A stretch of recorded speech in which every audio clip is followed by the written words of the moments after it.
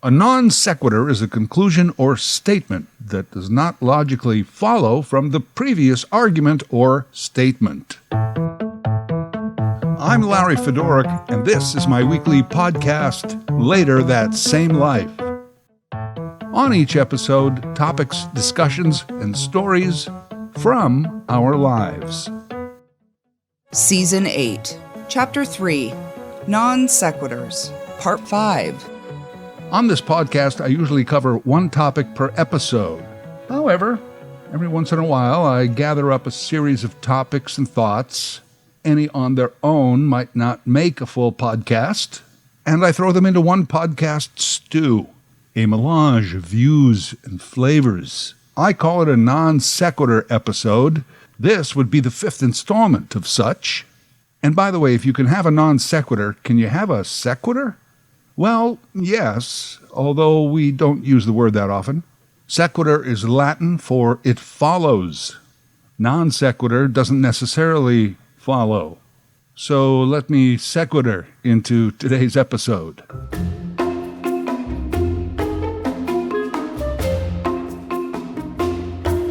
Topic 1. Did you ever have a PVR CAC? CAC, a technical term, I believe. Hello, Belle. I have a problem with my PVR. What is it? Well, it's a little box that digitally records programs, but that's not important right now. The device has cacked. It's been cacking for a few days now, and it finally cacked. Cracked? No, cacked. Perhaps I should speak to a tech advisor. Mine did cack recently. Over the years that it did work, I had recorded, collected, and saved a series of favorite movies, TV shows, and the like. And when I didn't feel like watching what was on, or painfully searching through the on-demand, I had a good old favorite movie I could watch. Some were classics and increasingly hard to find on TV or on demand. Then the machine cacked. The collection wiped out. New machine installed and working, but my movies gone. The thing is, that data was likely still there. It's just the device that cacked. Why can't Bell, Rogers, et al., in the case of a PVR cackification, upload my data to a cloud, install my new device, and then download the data back to the new box? They would only have to store that data for a brief time. I'd get back Casablanca and Young Frankenstein, and everyone would be happy. Why don't they do it? Laziness? Added expense? You see, now I have to find and pay for a lot of these movies that I had previously stored for free. I don't know why they don't do it, all of the above. Hey, Belle, you're a service provider. How about providing some service? Topic 2. I was going to do an entire podcast on this, but I decided he wasn't worth it. Toronto Mayor John Tory recently resigned his position after admitting to having an extramarital affair with a woman on his City Hall staff. Yeah, she was on his staff, all right. During the pandemic, I developed a relationship with an employee in my office in a way that did not meet the standards to which I hold myself as mayor and as a family man. The language used around this story, including by Tory himself, was pretty awful. I thought I'd go through it so that, we could know better next time. Words matter. First of all, notice what I just said. As was reported, Tory admits to having an affair. Not really. Tory was caught. Basically confirmed what the media had already told us. He only came forth with the revelation about an hour after the Toronto Star published their story. The 68-year-old mayor, as mayor and as a family man, appeared on a Friday night reaffirming that, yes, he had an extramarital affair with a 31-year-old former staff member. Former because she had left City Hall for another job. And they had ended their affair earlier this year. Earlier this year? It was the first week of February. What does earlier this year mean exactly? Last week, when the Toronto Star first called you to comment on what they had found out? Tory, married 45 years to the same woman, said that it was an error in judgment. I recognize that permitting this relationship to develop was a serious error in judgment on my part. Johnny. A 3-year affair is not an error in judgment. It's a decision you made, bad or good for yourself, that you stood by day in and day out for 3 years. And you got caught. Error in judgment, spare me. Then, in offering some sort of excuse for his actions, an excuse we didn't ask for, because we all already know exactly why an old man sleeps with a young woman, not his wife, he said it was COVID, and that he was working long hours and was away from his wife a lot. Barb, my wife of 40-plus years, and I were enduring many lengthy periods apart while I carried out my responsibilities during the pandemic. Gee, you'd think after 45 years together you wouldn't mind working a little overtime occasionally, but not John Tory. Well, I haven't seen my wife for a while. This is no good. I'd better bang somebody at the office. I guess Tory loves the Stephen Stills song. If you can't be with the one you love, honey, love the one you're with. Do-do-do-do-do-do-do-do. Okay, then. Meanwhile, Miss Congeniality over there, she traveled with the mayor in her dual role as staffer and concubine, and I guess they both upped their away game. When Tory's last day on the job arrived, he thanked all of those who had reached out to him in support. And get this, he said they were like family. I want to say thank you to the people of the City of Toronto. And I feel like they're part of my family, and I hope that they feel like I'm part of theirs. Wow. Family, John? Like the same family you just lied to and cheated on for 3 years? That family? Well, family, it's so important.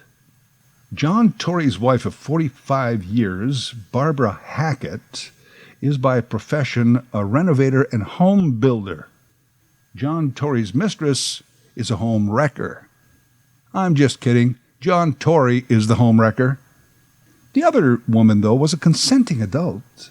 She knew who Tory was, that he was married, etc., etc. And who knows what bullshit line he fed her, if in fact he even needed one. My wife and I are drifting apart. She doesn't get me. As mayor and as a family man. Anyway, here we are. By the way, if you want to know who the other woman is, Google it. Easily findable. Sometimes all you have to do is just Google John Tory, and her name and face automatically comes up.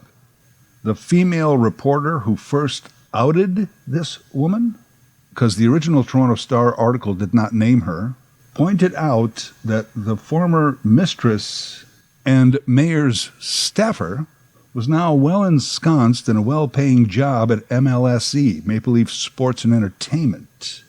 And that's how the old boys club works. I didn't say that, I'm just repeating it. People were asking, is it fair that he should have to resign or lose his job over a love affair? Astonishingly, there was a growing movement to have Tory stay on the job, even after the story broke. But yeah, he should go. And he did, because it's not just an affair at work. It's an elected official who asked for our trust and easily broke it, even within his own family. He didn't have an affair with a co-worker or an acquaintance. It was a subordinate on his staff, less than half his age. If a leader doesn't understand power and power imbalance, well, not much of a leader. Come to think of it, John Tory isn't much of anything. Silver spoon, rich family. He was a lawyer, yes, but a family firm. Sports commissioner, yes, but it was the CFL. He volunteered to do it for a token $1 a year when they couldn't afford anyone else. The clumsy broadcaster with no skills, hired because of his name. He failed in his bid for Toronto mayor in 2003. He ran the provincial PCs in Ontario for a bit, but himself could not get elected to the legislature. He was only elected to mayor after the fiasco that was Rob Ford, rest in peace. Anybody looked good next to Rob Ford, and eventually he cacked that up as well. I guess Toronto's political bar was as low as it could go when someone begged John Tory to stay on despite the revelations. A low bar is challenging if it's a limbo contest, but life is hurdles. I could not help but think of one of my favorite movies, one that I lost on my CACT PVR, Network, when William Holden's character leaves his wife of many years for Faye Dunaway. His wife, played by Beatrice Straight, is on screen for like 5 minutes in this movie, but that year she won the Oscar for Best Supporting Actress because it was a hell of a scene. I thought of Barbara Hackett, and I thought of this performance. This is your great winter romance, isn't it? Your last roar of passion before you settle into your emeritus years. Is that what's left for me? Is that my share? She gets the winter passion and I get the dotage. What am I supposed to do? Am I supposed to sit home knitting and purling while you slink back like some penitent drunk? I'm your wife, damn it. And if you can't work up a winter passion for me, the least I require is respect and allegiance. Respect and allegiance. Topic 3. The ancient city of Antioch, in what is now Syria, had one of the most devastating earthquakes in world history. The year was 526, and Antioch was hit by a 7.0 quake, followed by 18 months of aftershocks. It's estimated that about 250,000 people lost their lives. Today, that city is known as Antakya, and it lies in rubble after the most recent quake to hit Syria and Turkey. That entire region lies on one of the most tectonically unstable areas of the planet, and over the centuries they have had thousands of earthquakes. Hey, maybe the Earth is trying to tell you something. After this most recent quake, we have discovered that building stable structures in the region is not always possible because of politics and greed. We watch crews from all over the world dig through rubble for hours upon hours, sometimes coming upon a miraculous survivor, more often pulling out a dead body. They dig and dig and dig to pull out a dead body so that any family still alive can give it a proper burial. On a related matter, I wish that news anchors about to show me footage of, let's say, earthquake victims would stop warning me that the following footage some may find disturbing. Bulletin, that's 90% of your news. Disturbing. You're in the disturbing business. It's all bothersome. I find Donald Trump on TV disturbing.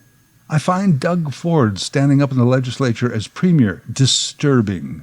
I find inflation and food prices today disturbing. Stop telling me what I might find disturbing.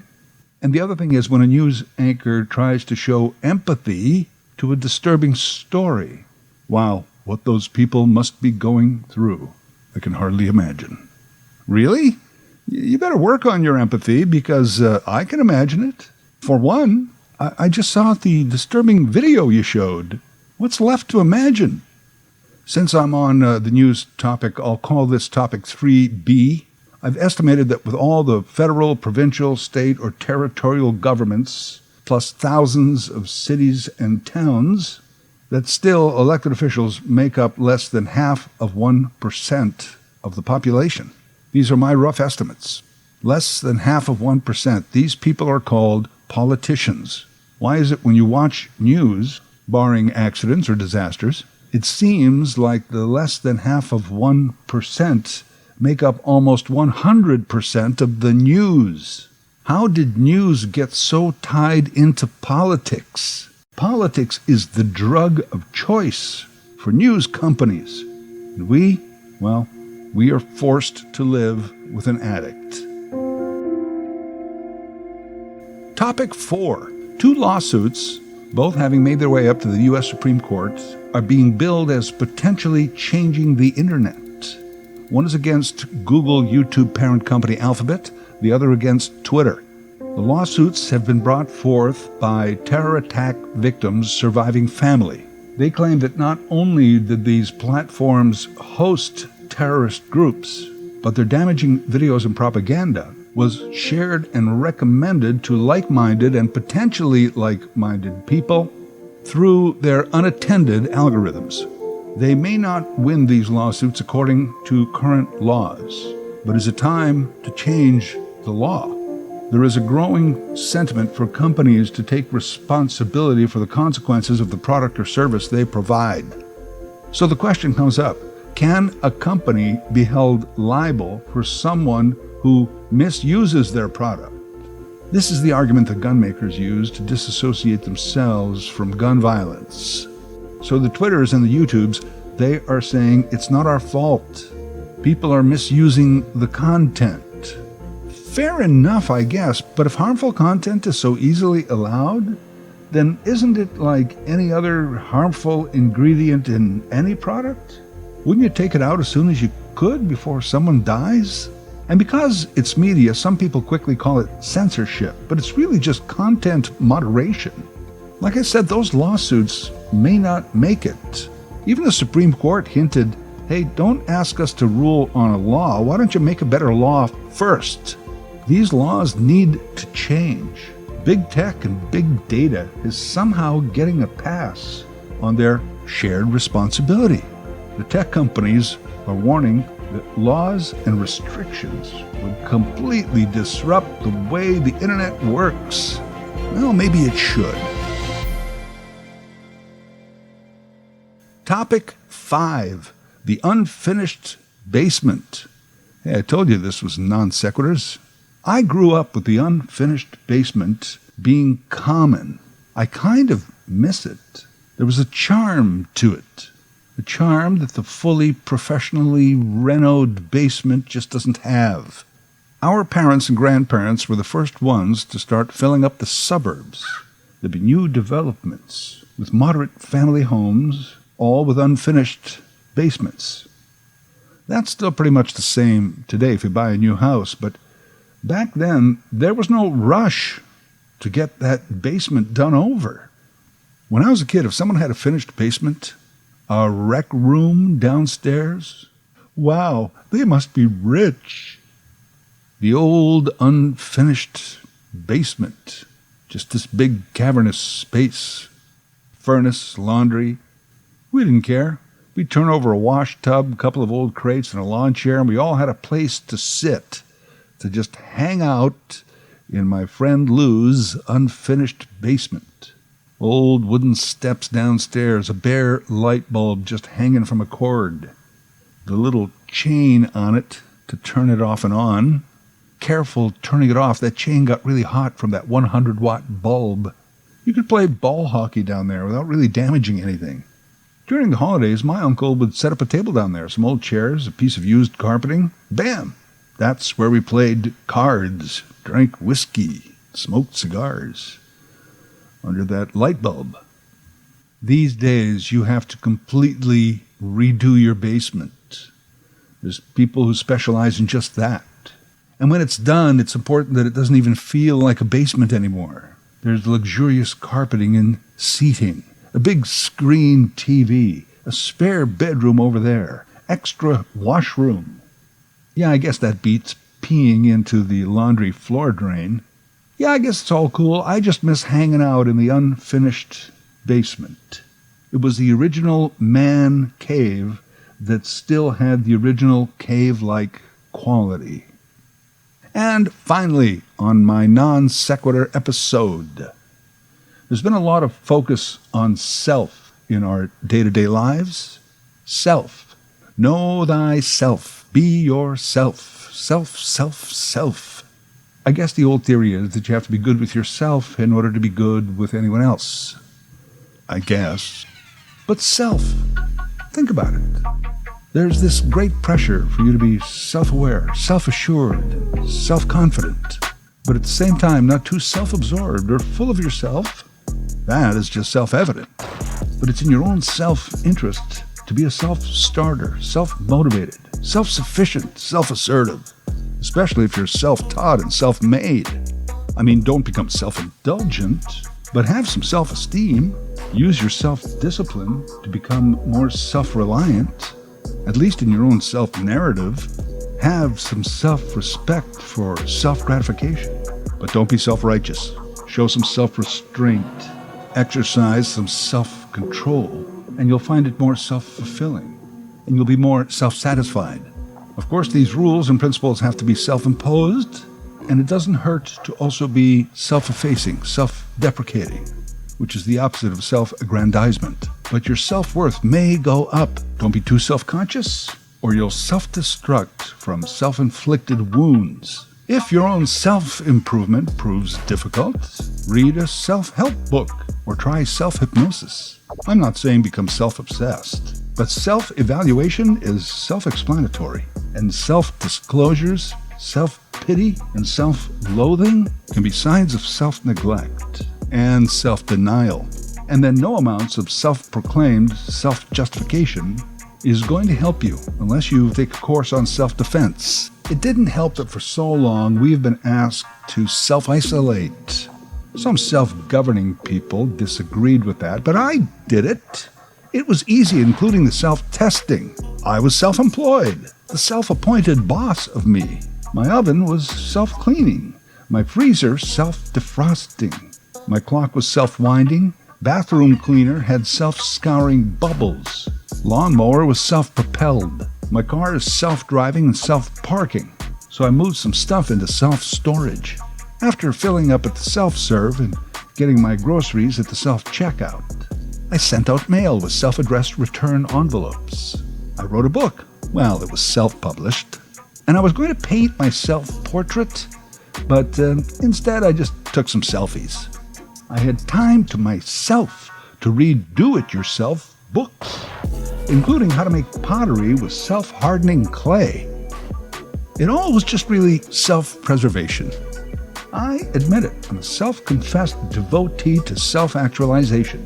Self-inspired without self-medicating, just to find myself. And I found that if my self-importance reached an all-time high, that there was always somebody around willing to tell me to go F myself. Every once in a while, that's good for you too. Back to square one. The opposite of self is other. Listen, just try and live the best possible life you can. Try not to cack it up. Later That Same Life is written, voiced, and produced by Larry Fedoruk. LarryFedoruk37@gmail.com. Subscribe to Larry's podcast YouTube channel. Get automatic notifications with each new episode.